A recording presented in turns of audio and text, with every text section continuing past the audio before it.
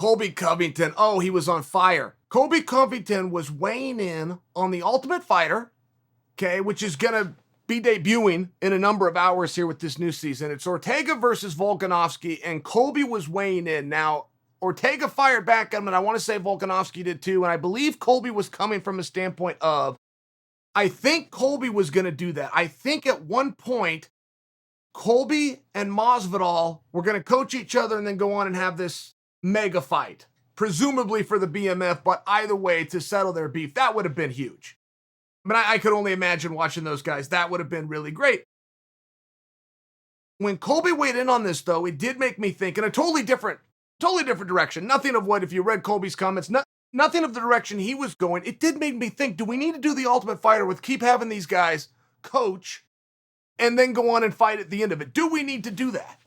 I don't know. It used to be a huge vehicle. That used to be the biggest fight you could put on in the whole year. Whatever the coach versus the coach, right? Rashad versus Rampage, but we got to go through the Ultimate Fighter first.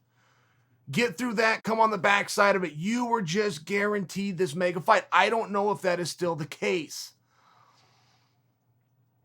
I mean, there's so many big fights. There's so many opportunities. The Ultimate Fighter, I will tell you, for me, I'll personalize this, but that was so damn fun. That was on Monday nights. 2005 is the year that it came out. And I personally had teammates on it because Randy Couture went and was the first ever coach. It was Randy Couture versus Chuck Liddell. But so when Randy went, he took Nate Quarry. He took Chris Lieben with him. I mean, guys that I knew. This is how we get introduced to Diego Sanchez. I was a wrestling fan, so I knew who Josh Koscheck was. I mean, I could just start dropping these names, but now every single Monday, something to look forward to. And I was even in the practice room with these guys, and they were all sworn to secrecy to never say, and none of them did. So even though I'm in the room with Chris Lieben, who I'm going to go home and watch on TV that night, I had no idea what the results were. I used to get together with Joel every Monday. We would talk about it all week. We'd talk about it all day. We go sit down, free TV, no pay-per-view. We had an hour drama to look forward to, training sessions, stuff that we love, a weigh-in and then an actual fight every Monday. Now, you may not be able to relate to that because we're so spoiled in terms of content and content offerings and how many matches there are that we get to look forward to. Of course, there's a fight a week. There's a fight every single Saturday. Sometimes there's two. I get it, but it wasn't that way in 2005. 2005, by example, and I debuted in the UFC in 2005. So that year, I kind of remember a little bit different, but it was also some of the Ultimate Fighter. But I remember the announcement came that there was going to be 11 events that year. This was like shocking news to fighters who now have opportunity, fight fans that want to watch. It was like shocking. Oh my God, 11 events. It used to be 6 per year. And it used to be 5 in Pride. Pride would go 5 times, UFC would go 6 times, so almost once a month, but that's just what it was. And that was up from the 4 that it used to be. You used to have to wait 3 months in between shows. So now you have one every week, but I'm only giving you this history lesson because it used to be so damn exciting to watch The Ultimate Fighter. It was so special. So then you had those 11 weeks and those 2 coaches, and they fought. It was a tremendous big vehicle. It was the greatest vehicle, I would argue, for many years in the entire sport. Those were coveted positions. If you got that phone call, not only to be on The Ultimate Fighter, but to coach The Ultimate Fighter, that was very competitive, and they were very coveted.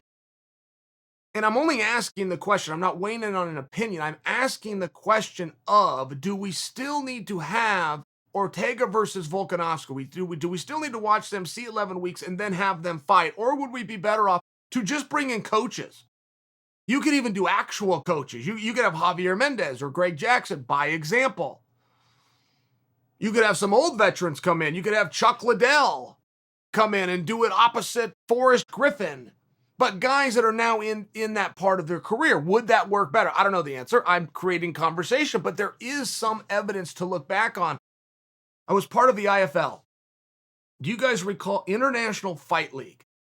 An International Fight League came out like a ball of fire. They even got an IPO and went on the NASDAQ. It was a publicly traded company. These guys were doing great, but one of the things that they were going to do, in fact, maybe the biggest thing they were going to do, is team versus team. it was scored. If you guys are wrestling fans, maybe think of like a dual meet. So you're going to have 5 guys, and this team's going to have 5 guys, and a knockout's worth whatever it's worth, and a decision's worth whatever it was worth, and they had this whole thing broken down. But then at the end of the season, you would even crown a champion, but it was in the form of a team. Now, where this got a little bit tricky is we were taking actual teams. Matt Lindland had a team. It's called Team Quest. I was part of the team. When we went into the IFL, we were called the Wolf Pack. We were given jerseys, and we were given a mascot, and we had ow, and we were the Wolf Pack. And in hindsight, it was just a little bit bizarre that we took an actual team with our actual coach, but didn't use our name. Why didn't we go in as Team Quest? And then we used to fight Renzo Gracie's team. But Renzo's team was they were like the Pit Bulls, or they were something along, they got renamed. So right at the very end of the IFL, as it was hemorrhaging money and it was just about to go off the air, they got the bright idea to keep the teams going, but just call them what they're called. Call the AKA the AKA. Call the American Top Team the American Top Team. Call the Black Zillions the Black Zillions, by example. And that made a lot of sense. I will tell you, I don't know if that experiment would have worked because they ran out of money and they folded up shop and it was gone like 2 months into this. But in theory, I sure got it a lot more. That was interesting to me. How would Team Quest do against Team Renzo?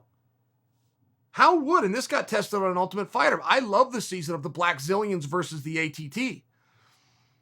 And not just because of the real life backstory and drama between the two owners and founders, but it was actual teams. I just got it. Yeah, we'll take the cameras over here. Let's train in your facility because it's your facility. We don't need a set. Bring the cameras over here to the Black Zillions and train in your facility because it's your facility. We don't need a set. I liked it. I thought there was something to it. And I would like to know what you guys think in terms of the Ultimate Fighter. Do you still look forward to those 2 coaches settling their dispute or going at it at the end of the season the same way that you used to when it was BJ Penn versus Jens Pulver, by example? Or do you think that maybe putting the actual coaches in there? Use Javier Mendez, use Greg Jackson, great examples. Or bringing in some old veterans but are now in that stage of their career. Chuck Liddell, Forrest Griffin. I'm throwing ideas at you. I weigh no opinion. I think I'm looking forward to this. I got a couple of hours to go before it debuts. I'm looking forward to it, but what do you think? What do you think about the structure? What would be the best way to go about assigning these coaching roles?